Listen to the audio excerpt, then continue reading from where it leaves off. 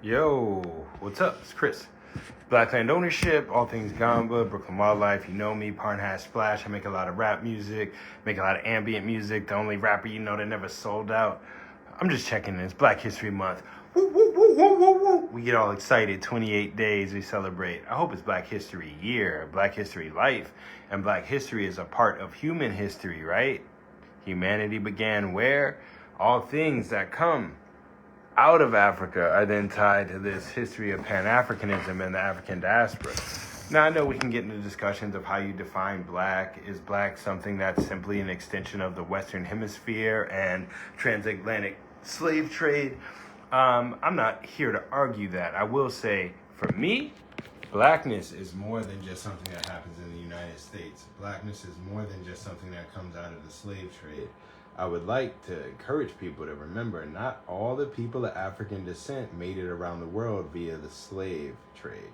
Africans circumnavigated the globe prior to the Europeans. There's a book called They Came Before Columbus.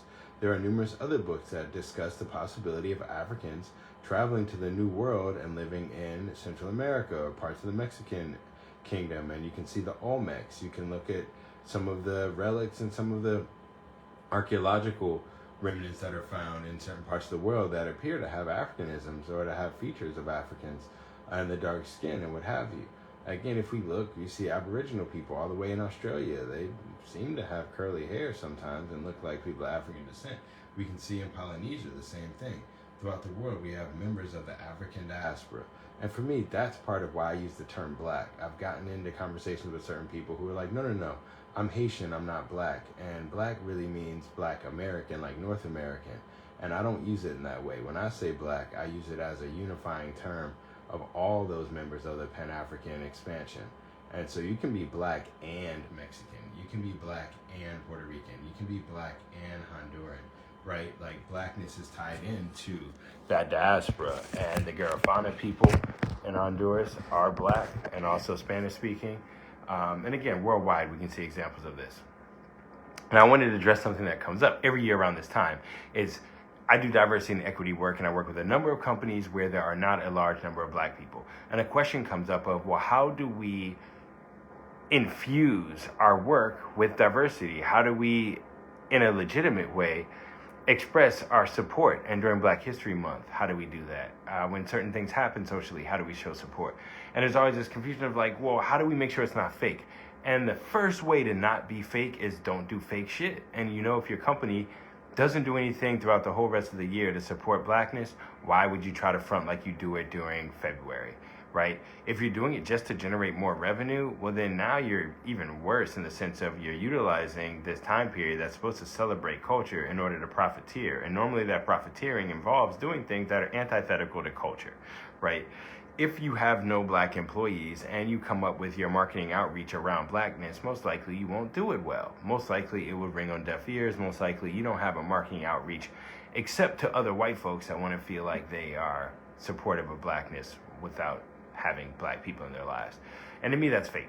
To me, that's simulacrum, and it reads. It's obvious. You'll say insensitive things not realizing, And so the real way is, are there black people that work in your company in positions of leadership and high positions of authority?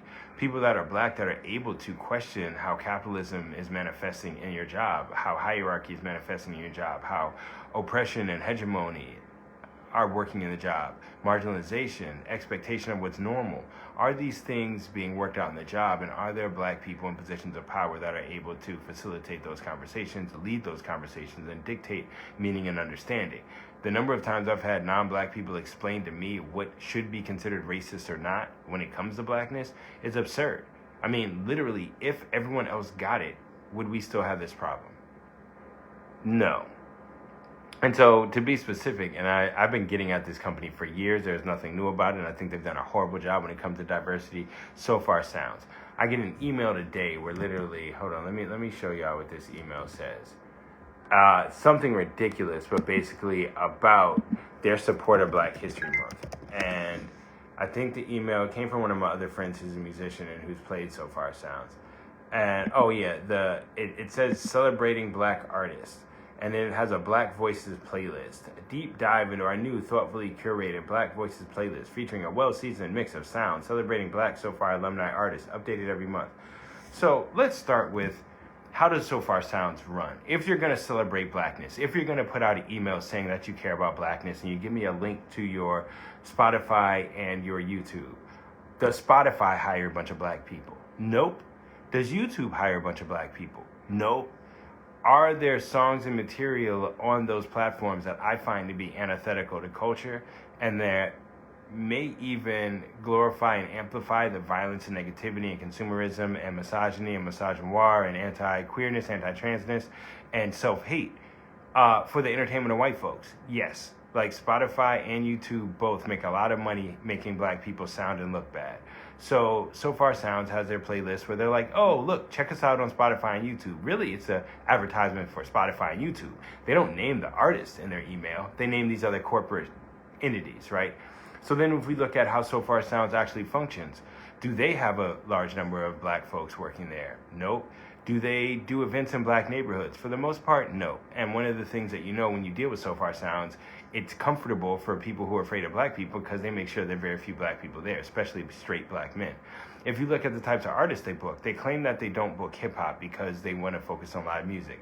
I've participated in SoFar Sounds. I performed. I have homies who's performed. They book plenty of people that are plug in and play, who do electronic music or do loop stations or do things where they're not playing live instruments. They're playing pre-recorded tracks and instrumentals, and they sing along, they rap along, they do whatever it is that they do to it. They also book some poets. So if you can book people that don't play any instruments and just do spoken word, why can't you book rappers? Outside of that, when they do book Black artists, and what I think is great is they support Black women more than any other group of Black performers. So I think SoFar Sounds does a great job of supporting Black women, but it also identifies they are afraid of Black maleness in their spaces. They don't encourage Black male hosts, and they don't encourage Black male performers.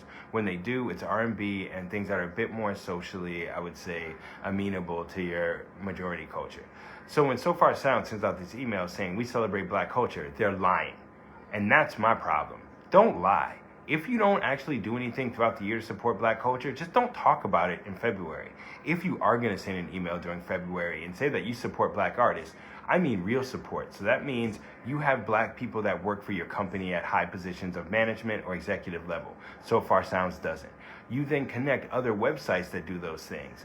SoFar Sounds doesn't connect those. So when I get this email from SoFar Sounds saying we celebrate Black voices, when I know they don't book stuff in Black neighborhoods, they don't do stuff involving Black men, they very rarely involve hip hop, they partner with other racist ass companies, it's just them lying. And it's them trying to manipulate us into this belief that diversity is real for their company.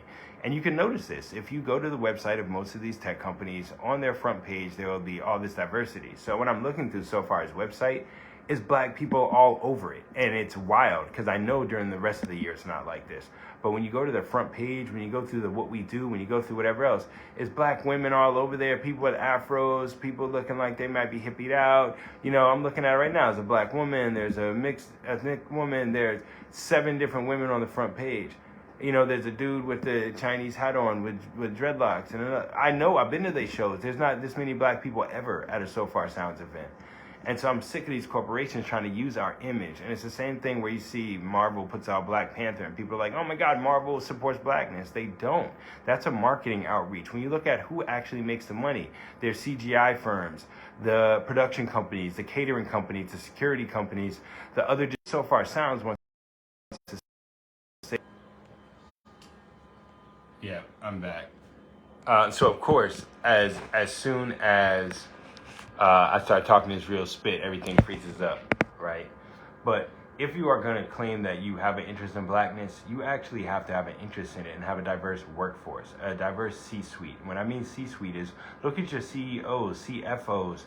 Do you have a chief diversity officer who's actually experienced and who would challenge the majority group, right? And it's not just about Black and white, clearly. I'm just saying this because it's Black History Month and a whole bunch of companies are about to ride and piggyback that traffic and that activity.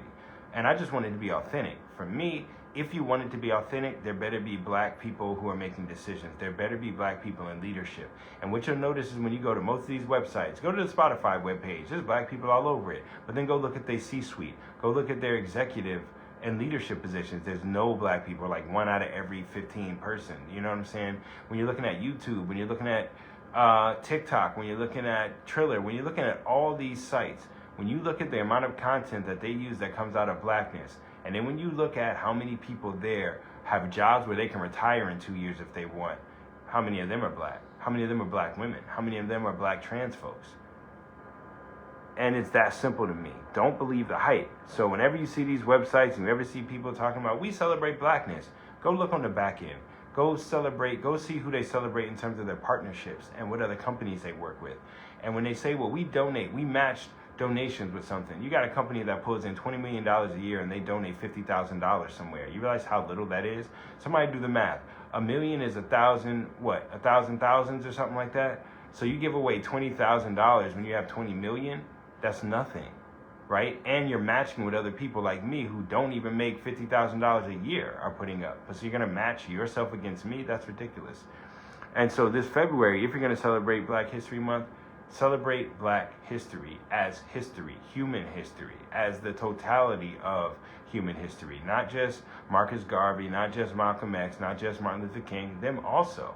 But understand then the collaborative work that black folks in the diaspora have had with indigenous groups worldwide, with Jewish groups worldwide, with workers worldwide, trans groups worldwide. Look at the actual dynamics of these corporations we work with and that we choose to give their money to. Like I just had somebody hit me up today about working with their website.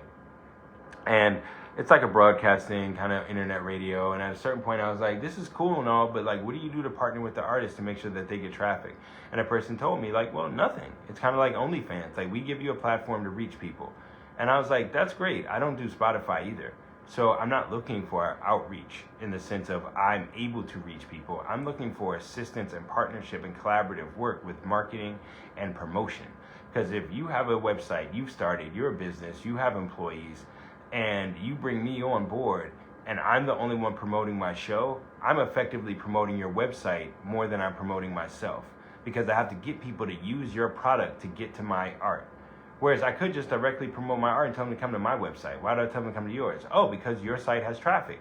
Well then cool, is your website telling people, look at Chris's show on my platform?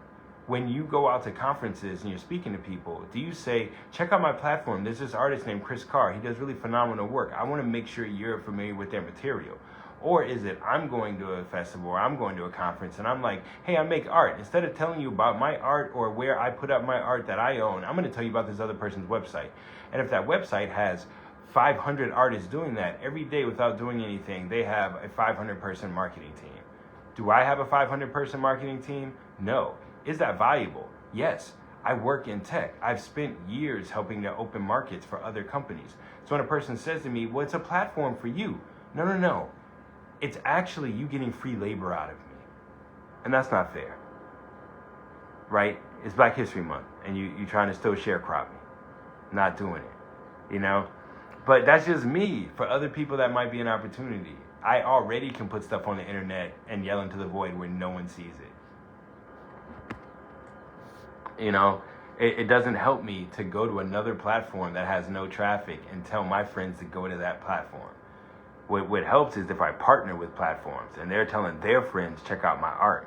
And I'm telling my friends, check out my art. And it happens to be on their platform. All right. So this is just a quick discussion. I got to take a call. Black land ownership, got to stay focused. And then I'm doing some diversity work this afternoon.